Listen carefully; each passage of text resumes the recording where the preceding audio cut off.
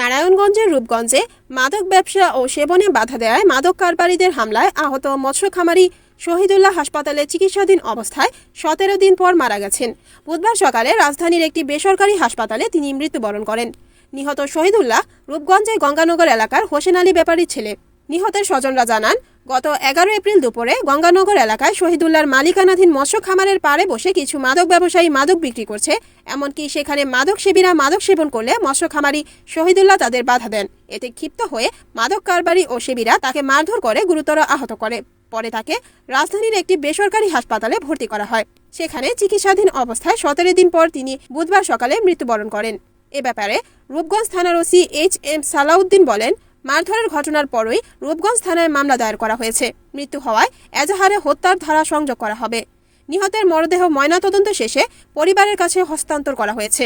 এছাড়া এ ঘটনায় জড়িতদের গ্রেপ্তারের চেষ্টা অব্যাহত রয়েছে।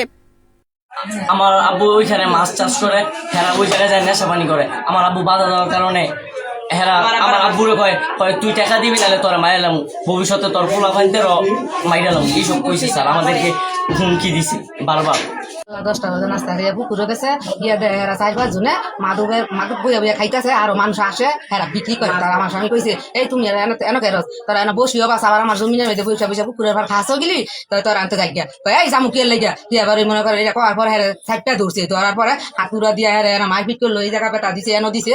দেওয়ার পরে এরা কয় কি এই যে তুই আনতে যাইতি না, তোরা জীবনের লেগে খুন করে এলাম। তারপর আমার স্বামী কয় ভাইয়া করছে কি জানি পায়, আমার জায়গাতে তোরা আনতে যাইতি না, না যাইতাম না। এইটা কয়ে 4-5 জনে দইরা হেরে এর বুঝছি। তারপরে কি জানি একটা হাঁটুন না কিনিয়া এই জায়গা বেতা দিছে। তারপরে কি 2 দিন আগে টাকা চাইছে, 2 লক্ষ টাকা চাইছে। কি টাকা দিতাম, টাকা না দিলে তুই এই পুকুর যাইতাতি না। তোর বাহার পুকুর আমার পুকুর, আমি তুই বাধা দেশ কে লেগে মাদকের ব্যবসা করে। আর এনে বইয়া খাই একটা ছোট বাসা বানায় এনে হারা খায়।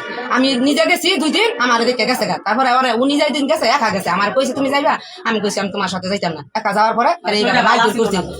আমি কইছি আমার শরীর ভালো না, আমি যাইতাম না, তুমি একা যাও। একা যাওয়ার পরে এইভাবে হ্যাঁ এইসব হুমকি সুমকি দিয়া বাধা দেওয়া হ্যাঁ এইভাবে মাথার মধ্যে আঘাত দিছে। মাথার মধ্যে আঘাত দেওয়ার পরে বাসায় আইসে, বাসায় আইসে পরে আমরা হাসপাতাল লইয়া গেছি। তারপরে হ্যাঁ আল্লাহ যুদ্ধ করে হ্যাঁ মনে করেন হত্যা হয়েছে এইভাবে মাইরের কারণে। তারপরে আমরা মরা লইয়া আইছি। রিপোর্ট